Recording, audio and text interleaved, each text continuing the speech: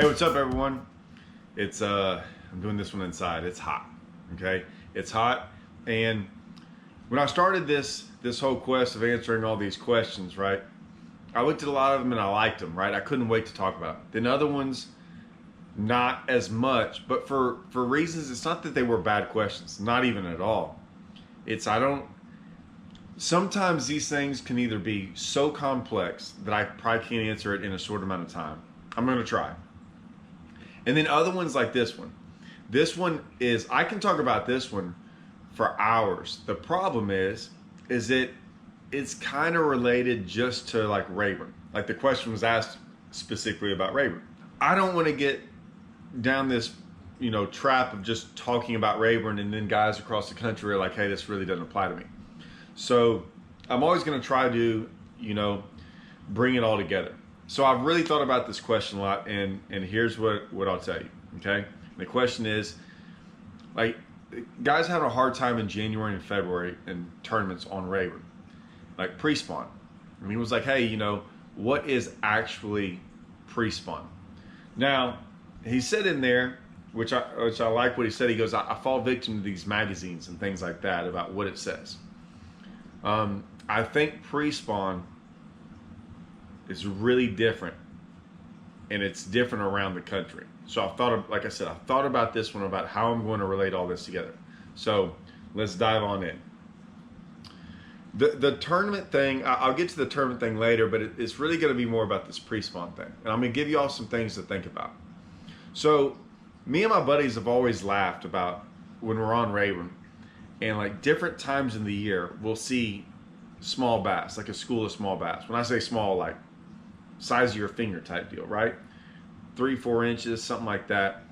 And they're little. And we've seen them in May. We've seen them in July. We've seen them in like September. And maybe even later than that. Like we'll look around and I'm like, why can you always find those size bass sometimes in a lake? I mean, what's going on, right? Like they should be growing at a different rate, and they are. So like, how come you can do that? Well, another buddy of mine, my buddy Kelly, when we talk like late fall or early winter, not even late fall, like early winter, okay? No, late fall, early winter. It'd be like into November, December. He's always said this to me, and I was like, I didn't really know what to think about it. He was like, yeah, man, they're feeding up, they're getting ready, that pre-spawn, And I'm like, pre-spawn? We haven't even hit winter yet. How are they pre-spawn? Because I consider pre-spawn February, right? And even in that question, it's like late, January, February, and then he mentioned pre-spawn. So I always think pre-spawn is in February down here in Rayburn. In Texas, that's when we'll start. I wouldn't say we're having anything warm, but like we're a month away from them spawning. Like we've caught them spawning in January before, but usually it's a March thing. Like 1st of March is when you can kind of get close to seeing them maybe start spawning. So February's pre-spawn, January's winter, December's the start of winter. I would never think pre-spawn is before that, but I'm kind of wrong, right? And I was like, man, November, December, that's kind of pre-spawn for our fish sometimes. I've seen them spawn in January before. Never in December, but very little in January. But they have.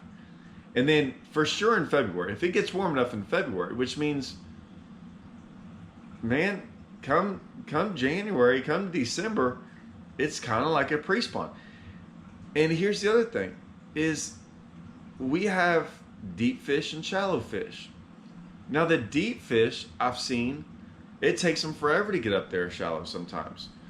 I know we have fish spawning in May. I guarantee you there's some fish that have spawned in June.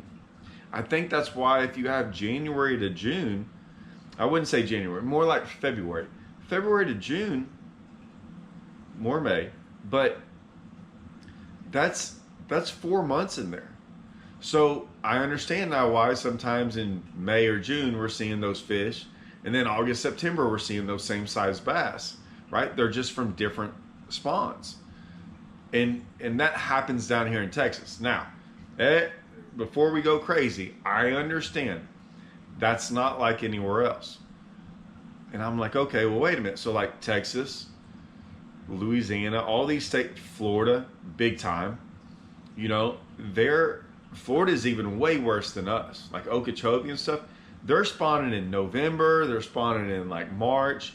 They go off of cold fronts down there. Like it's a whole nother deal about how they spawn.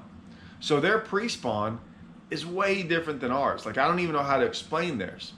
So when you get in these different climates where we have so many cold fronts and warm fronts and our temperatures change drastically, it looks different down here. Now, I assume the further north you go, right, you have less of those warm fronts. So, you know, anytime I go to Grand, I've never seen Grand all of a sudden they like start spawning crazy early because it's just cold up there. And all of a sudden, like it takes this time for it to hit a temperature, and when it hits that temperature, it usually stays closer to that warming trend, right? Like we don't have, we have crazy cold fronts down here in April that snow, and all of a sudden the next day be 80 again. I mean, it's really insane. So we have those big fluctuations the further south you go. Up north, I think it stays colder, and then it finally hits that temperature, and when it does, like the fish start to push.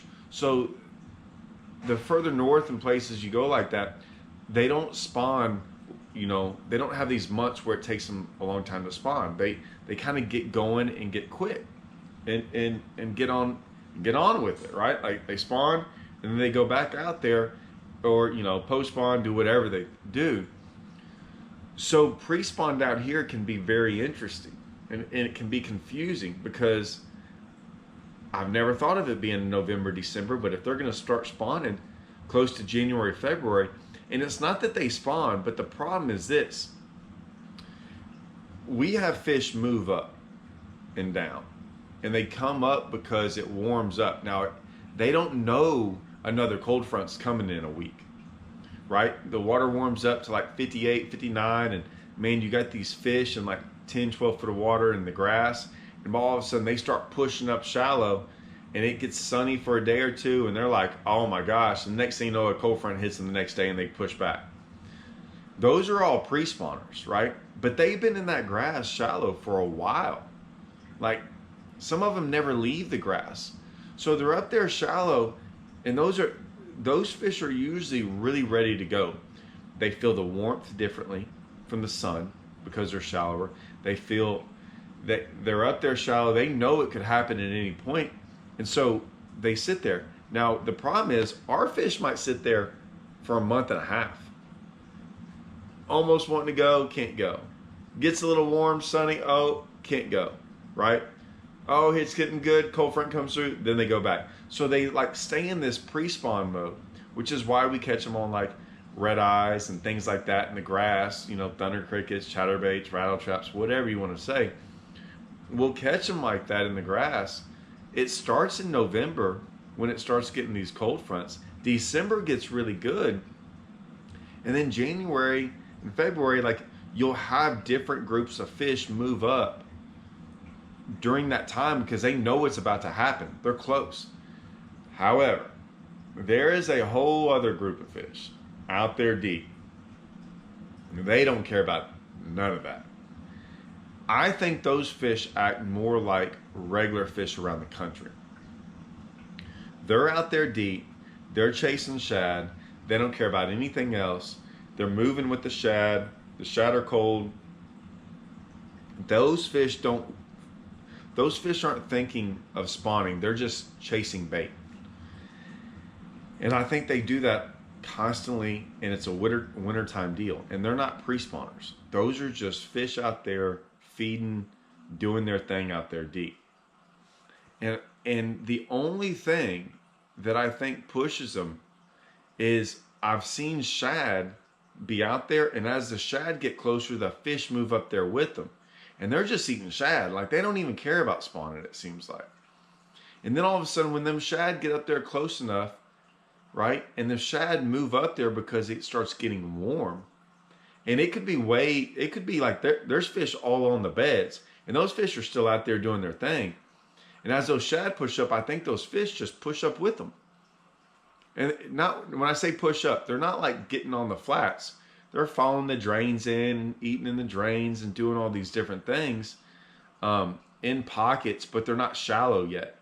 And I think all of a sudden they get up there kind of in that water tip because they followed the bait up there. Next thing you know, they're like, yeah, we better go, what's going on? And I think those fish act like northern fish. And when I say northern fish, I'm not talking about like up there in Minnesota. I'm talking about anywhere where they have true winters. So like North Texas has true winters, you know?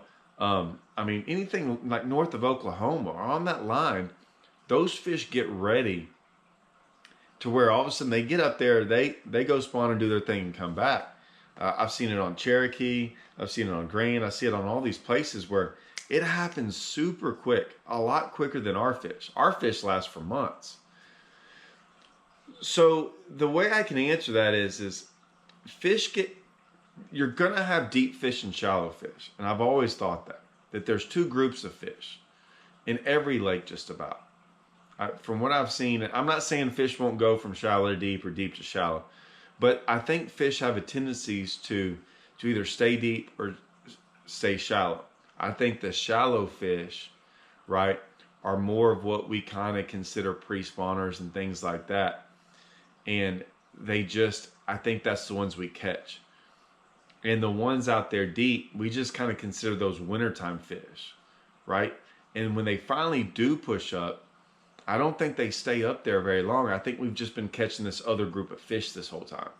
This other fish that kind of acts differently than the ones out there deep.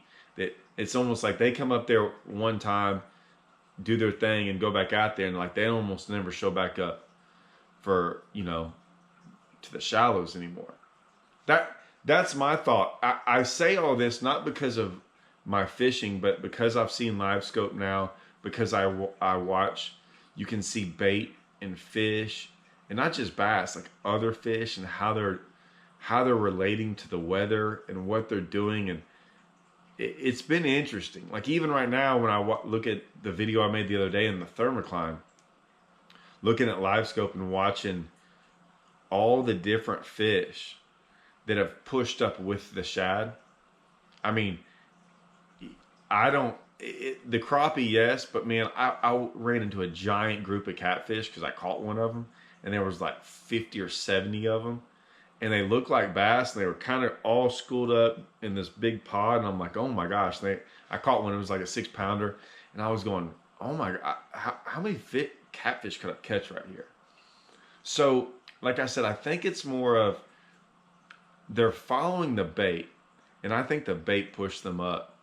And then all of a sudden they kind of get like, oh, they're up there shallow. Next thing you know, they become pre-spawners, right? And you catch them like that. But I've seen those fish out deep.